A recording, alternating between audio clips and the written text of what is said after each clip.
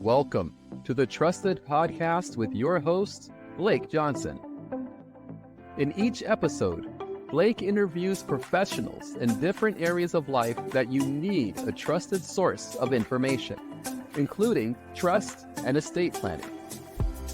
You can find this show on all the major platforms, including YouTube, LinkedIn, Facebook, Apple Podcasts, Spotify, and on our website, trustedepa.com. Now, here's the host of Trusted Podcast, Blake Johnson. Hello and welcome to the Trusted Podcast today. It's just me today. We've got a lot of stuff to cover with regards to 2025 being a year when the Tax Cuts and Jobs Act expires. And so a lot of new tax implications that could happen at the end of this year if something's not done by Congress. And so wanted to just take time this episode to talk through that and what that looks like. So President Trump got the Tax Cuts and Jobs Act passed in 2016. And so with that, there was a lot of lowering of taxes from the corporate tax rate.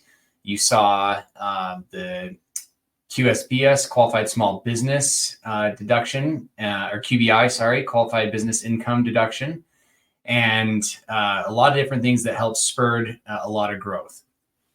The reason that expires is there's a sunset provision that says that in 10 years, that's going to revert back to what it was prior to that act being passed.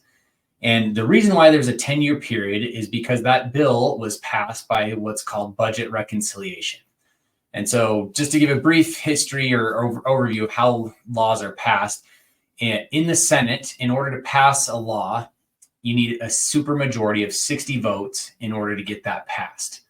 The House doesn't have that requirement. And so, a simple majority for the most part is going to work. So it's typically the Senate that holds up that process. And so in the last several years, there has not been a supermajority and there hasn't been a whole lot of cross-party agreeing on things. The one exception to that was in the CARES Act, the COVID bill to help get some money and some stimulus into the hands of everybody because of the shutdowns that happened during COVID. That one was passed almost unanimously, and so that went through. But outside of that, there really hasn't been a law passed in the last 10 years that wasn't done through budget reconciliation. And what budget reconciliation means is that you can't increase taxes, essentially, over a 10-year period. And so hence why there's a 10-year sunset provision. So they can pass it, and this is going to be temporary. These things are going to be reduced, and it's not going to increase taxes. It's also not going to increase the federal deficit for over that 10-year period. And so that's why you see these laws that have these temporary things coming in. And so that's what brings us to today. So 2026 is the expiration of those original the Tax Cuts and Jobs Act that had the impact that it did.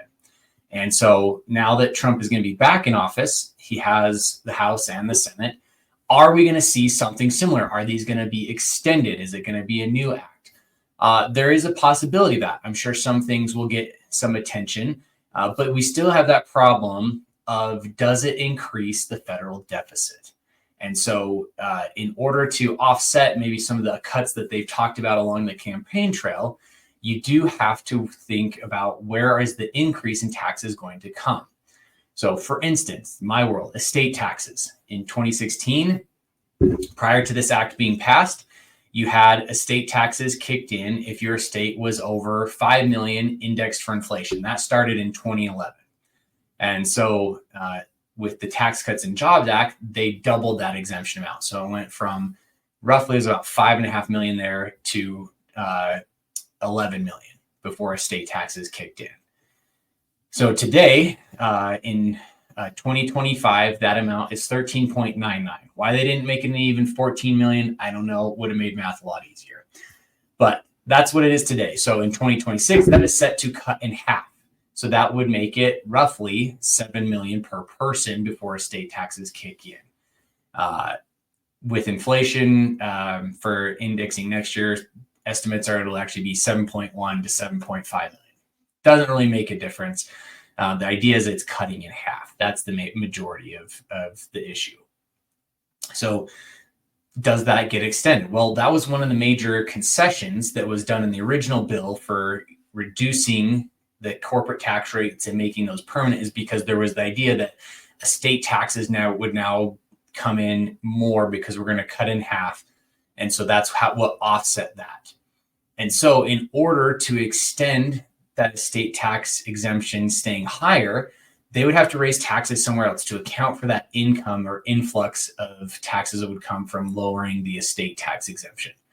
Not saying it can't happen, but what I've been hearing from experts and industry leaders is that most likely that is not going to be an issue they're going to push, because let's be honest, $7 million still doesn't affect that many people. Most people don't have to worry about estate taxes during their lifetime. And so why push that issue when there's so many other pressing issues that can make a bigger impact across the country?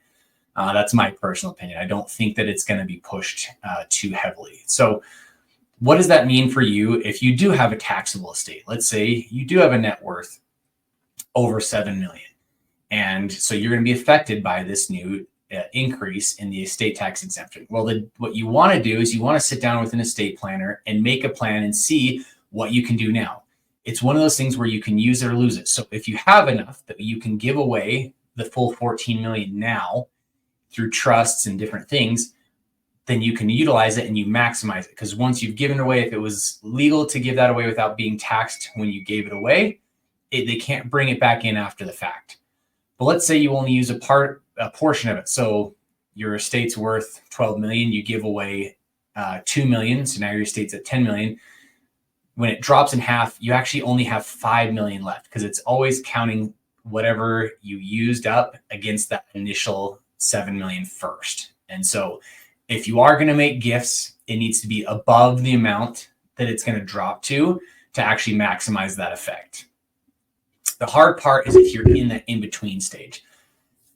You're 6 million, you have a business that you know is going to grow and do something, or you're worth 8 million or something where you can't really give away a whole lot. You can't give away more than the 14 million. There's not really a whole lot you can do.